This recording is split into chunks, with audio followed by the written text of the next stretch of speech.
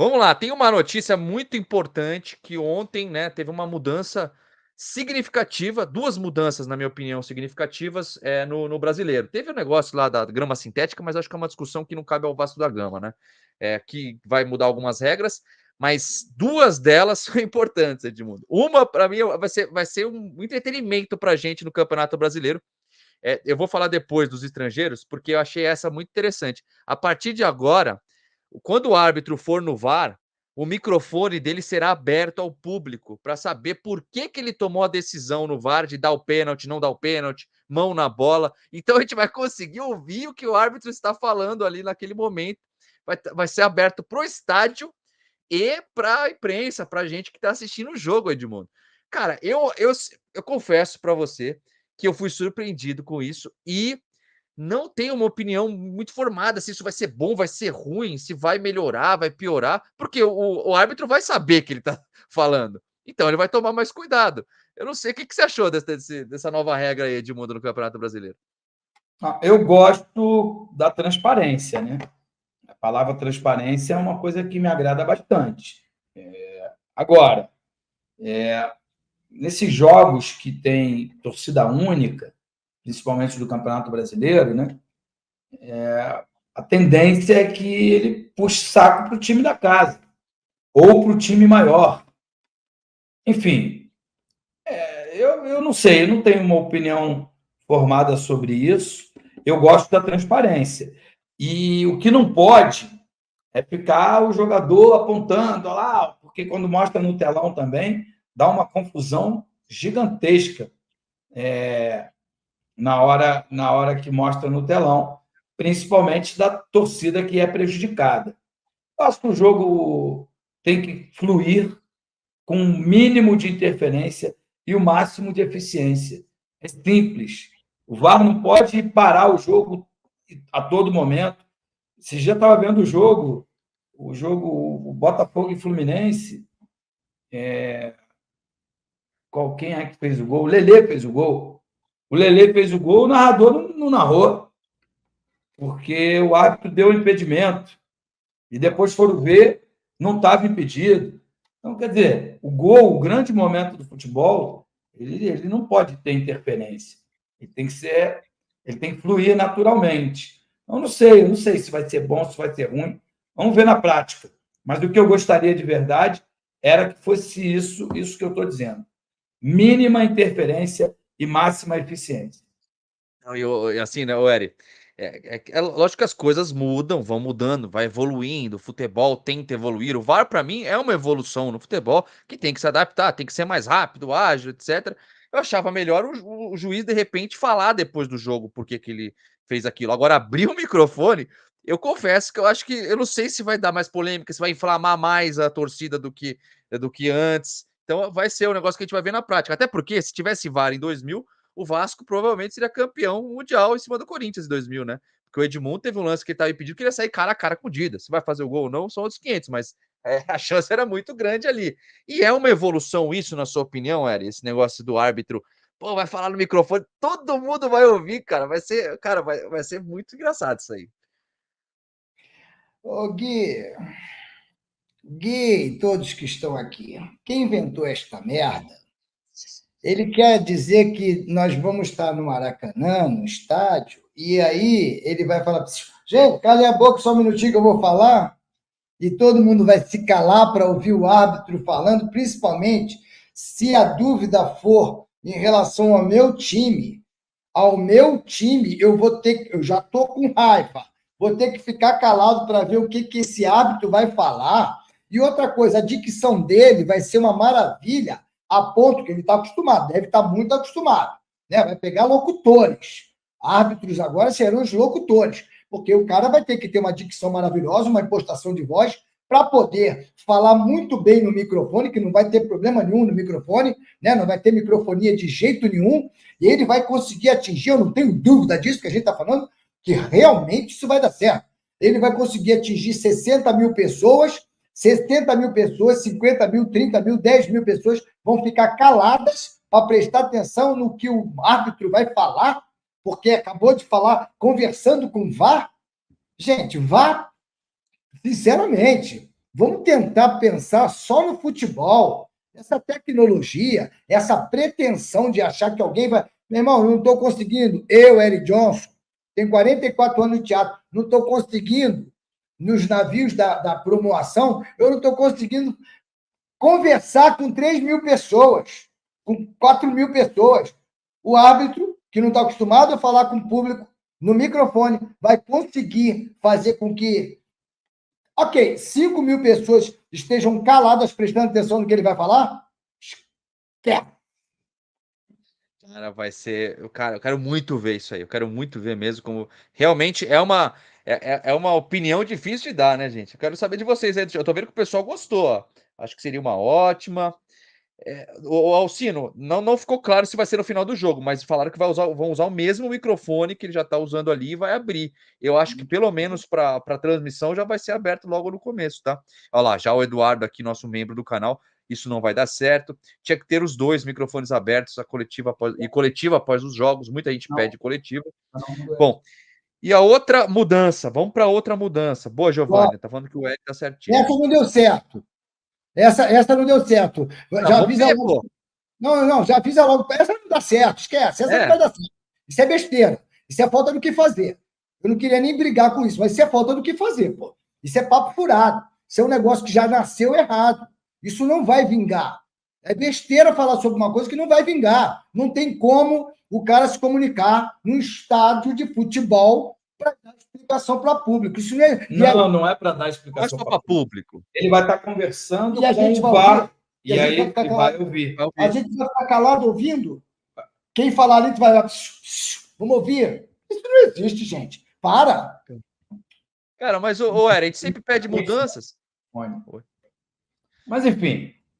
Não, que a gente sempre pede muitas mudanças, a gente pede para que mude algumas coisas. Cara, isso aí é importante. Todo mundo pede para os árbitros falarem depois do jogo. Eu acho importante também explicar as decisões. Então é uma tentativa. Uma tentativa. Outra regra que mudou, que eu acho que o Edmundo não vai gostar muito, né? Não gostou muito, é a dos estrangeiros. Oficialmente agora pode ser relacionados 9 estrangeiros. E uma coisa que era dúvida, e o Thiago, nosso amigo do Cancelados, que trabalha comigo, que faz os Donos da Bola Minas, que é um parceiro, falou com o pessoal da CBF para esclarecer isso. São 9 jogadores relacionados, pessoal, para o jogo, mas aí a opção do técnico pode ser 9 titulares, não pode, tanto faz, tá? Porque antes a regra era 7 mais 4 em campo, 3 no banco, não tem essa. São 9 relacionados, pode ser 9 titulares, 9 reservas, etc. E aí, Edmundo, uma coisa que não te agradou muito, esse negócio de ter 9 estrangeiros agora, a gente pode ter apenas 2 brasileiros titulares, né? Nos jogos agora. Eu sou totalmente contra. O futebol brasileiro está indo de mal a pior, porque já fazem 24 anos, vai completar 24 anos em 2026, né, que o Brasil não ganha uma Copa do Mundo. A geração, com todo respeito aos atletas que estão aí, eu até estava lendo aqui uma notícia agora há pouco, não era uma notícia, era uma pergunta, uma enquete, se o Vinícius Júnior ia ganhar bola de ouro em 2024.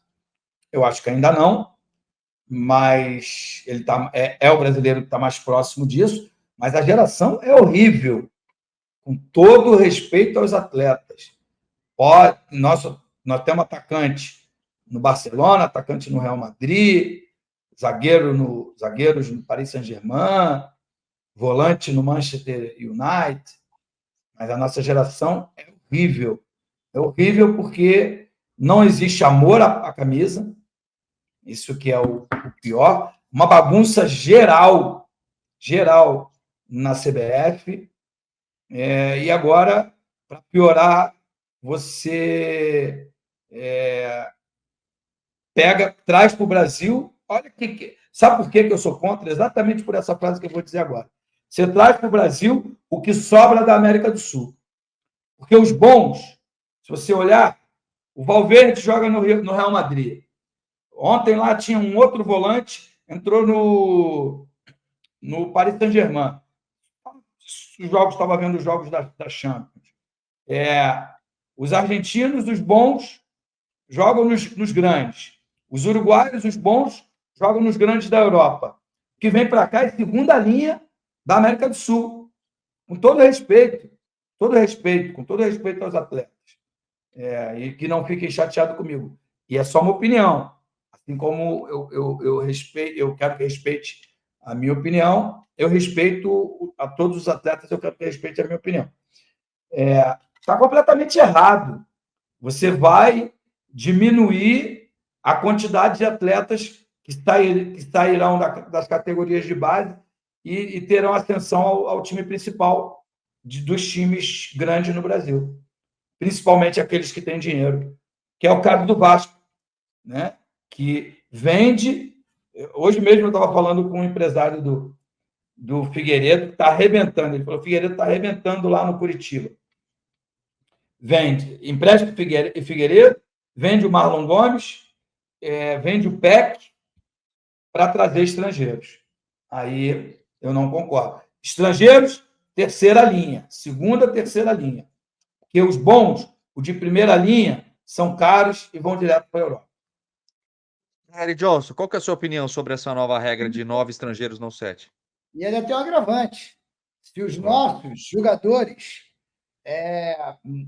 estão indo embora, só pensam em ir embora, eles nem jogaram direito, já pensam em ir embora, com essa nova regra, eles não é que vão pensar, eles vão precisar ir embora, porque eles vão ter muito pouca oportunidade, porque esses de terceira linha vão chegar aqui para jogar, porque quem é que não quer jogar no Brasil? Quem é que não quer jogar no Rio de Janeiro? Só o Orediano. Quem é que não quer jogar no Rio de Janeiro, que realmente é uma cidade maravilhosa, mas é muito violento, então não interessa. O cara vai jogar nos clubes do Rio de Janeiro, o cara vai estar jogando nos principais clubes do Brasil, né? Então, você vai estar afastando, literalmente, já está difícil, mas você vai estar afastando os nossos jogadores do nosso Brasil. Daqui a pouco você não vai ter mais um time com tantas joias raras no futebol brasileiro. Por quê? Porque não vai ter vaga, não vai ter oportunidade. Isso não existe, gente. Pelo amor. Isso está querendo dizer o quê? Que o futebol brasileiro está acabando? Que nós estamos sem jogadores de bom nível no futebol brasileiro? É isso? O que querem dizer é isso? É exatamente isso? Então, cara, assim, é algo bem polêmico, né? Mas, assim, os 20 clubes, Edmundo, votaram a favor, né? Deixa eu colocar, o pessoal, tem algumas pessoas que gostaram aqui, ó. O Sérgio, o Wesley. Eu confesso que eu não sou contra. Eu acho que isso dá uma carimbada na cara dos dirigentes, mostrando que não sabem trabalhar mais com base, né? Tem algumas histórias da base de hoje em dia, que tem muitos problemas na base, empresários que vão lá, colocam jogadores, etc, tal, tal, tal. Tem tudo isso que acontece mesmo, tá? E alguns clubes. E, cara, todos os times aprovarem dessa forma, Edmundo, isso aí não quer dizer que eles não estão assinando o atestado que eles não sabem mais trabalhar com base no Brasil, cara? Cara, eu acho que antes de aprovar esse número gigantesco de estrangeiros, e não sou contra eles, não, sabe? Só acho que vai diminuir a qualidade técnica. Já fui estrangeiro em outro país também, então não sou contra, não. Mas tem que trazer para cá os estrangeiros de primeira linha. Eu acho que os clubes deviam lutar contra a lei. A lei é injusta com os clubes. Primeiro contrato é dos 16 aos 19 anos. Aí dificilmente o cara não joga com 16. Aí dificilmente ele joga com 17. Quando ele começa a jogar, ele com 18, 17 para 18, ele está muito próximo do término do contrato dele. Aí sabe o que acontece? Aí vem o empresário. Eu ia falar uma palavra aqui, mas deixa para lá. Vem o empresário, vai no pai, alicia o pai, compra o pai e para poder barganhar com o clube, para poder chantagear o clube. Se você não me der um percentual grande, não der um salário, não me der uma luva, não me der isso, não me der aquilo, eu vou tirar esse atleta e levar para outro clube. Por isso, os clubes deveriam lutar, que é errado. Os clubes ficam de pires na mão. Mas brigar para ter mais estrangeiros, para mim, é um erro gigantesco. Você não acha, Eric, que é um erro também da nossa base? A gente não tá sabendo trabalhar com ela da forma certa, por isso que a gente não tá revelando todos os jogadores. Eu acho realmente, cara, porque, cara, quando eu era moleque, cara, eu lembro que tinha muito jogador bom na rua, assim, jogando bola pra caramba, mas muitos não vão dar certo. Você não acha que a gente acaba perdendo muitos jogadores bons por conta dessas coisas? Da base não saber trabalhar? Se você não for pro empresário tal, você não consegue crescer, etc. E essa lei nova de 9 estrangeiros não acaba carimbando isso, cara? O que você acha? É polêmico, é um assunto muito polêmico, mas eu acho que, independentemente de qualquer coisa, o talento do jogador brasileiro, o talento que o brasileiro tem para várias coisas, é reconhecido. Não tem jeito. Se você tem talento, você vai, de uma maneira ou de outra, você vai aparecer, você vai conseguir o seu espaço, porque o talento não aceita desaforo.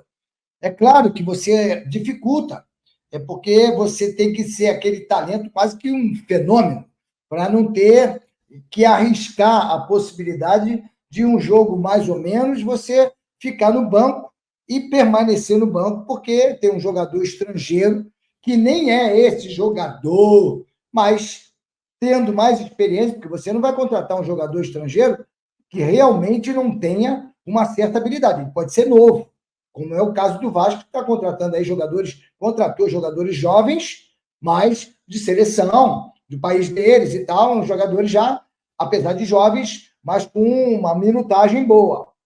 E jogador de base, cara, a gente não vai perder nunca, porque o brasileiro tem muito talento, cara. Em cada clube do nosso país, pode ter certeza que pelo menos 2 a 3 craques tem na base.